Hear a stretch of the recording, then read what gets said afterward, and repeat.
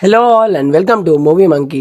ఈరోజు మనం మాట్లాడుకోబోయే movie review Devara part 1, starring by NTR, Janhvi Kapoor, Saif Ali Khan in the lead roles and written and directed by Koratala Shiva.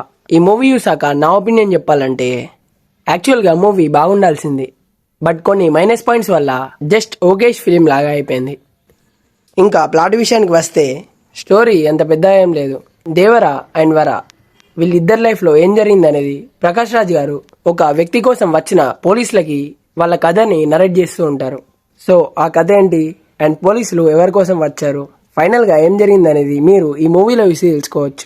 First of all ఈ movie మొత్తం మనకు అరౌండ్ 3 hours రన్ టైంతో ఉంటుంది. మూవీ స్టార్టింగ్లో మనకి కొన్ని సీన్స్ ఇంట్రెస్టింగ్గా అనిపిస్తాయి. సముద్రంలోకి వెళ్ళి వెపన్స్ తీసుకొని వస్తున్నప్పుడు అండ్ ఆయుధ పూజలో వెపన్స్ కోసం ఫిస్ట్ ఫైట్ చేస్తున్నప్పుడు ఈ 2 సీన్స్ కూడా కొంచెం బాగుంటాయి. బట్ ఆ తర్వాత నుండి స్టోరీ వెళ్తున్న కొద్దీ స్క్రీన్ ప్లే అంత ఎంగేజింగ్గా అనిపించదు. ప్రొసీడింగ్స్ అన్ని నార్మల్గా వెళ్తూ ఉంటాయి అండ్ ఇంటర్వెల్ దగ్గర హై మూమెంట్ వచ్చేలా ఒక యాక్షన్ బ్లాక్ అయితే ఉంటుంది, అది బాగుంది.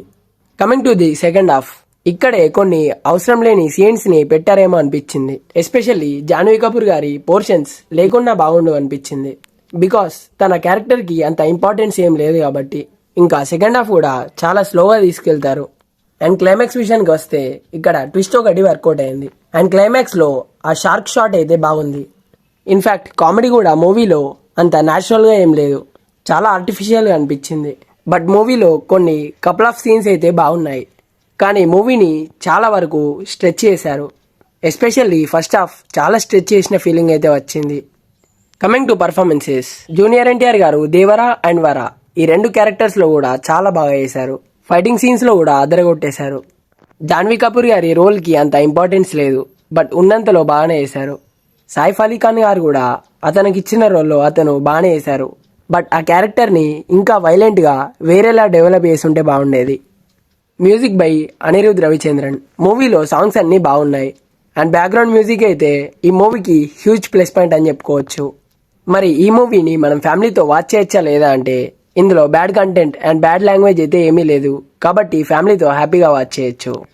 ఈ మూవీకి మన రేటింగ్ వచ్చేసి 2.8 out of 5.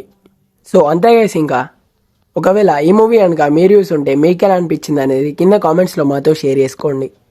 అండ్ ఈ వీడియో కనుక మీకు నచ్చినట్టయితే లైక్ చేయండి, షేర్ చేయండి. ఇంకా ఇలాంటి మూవీ రిలేటెడ్ కంటెంట్స్ కోసం మన మూవీ మంకీ ఛానల్ని సబ్స్క్రైబ్ చేసుకొని పక్కనే ఉన్న బెల్ ఐకాన్ని ఆన్ చేసుకోండి. మళ్ళీ ఒక మంచి వీడియోతో కలుసుకుందాం.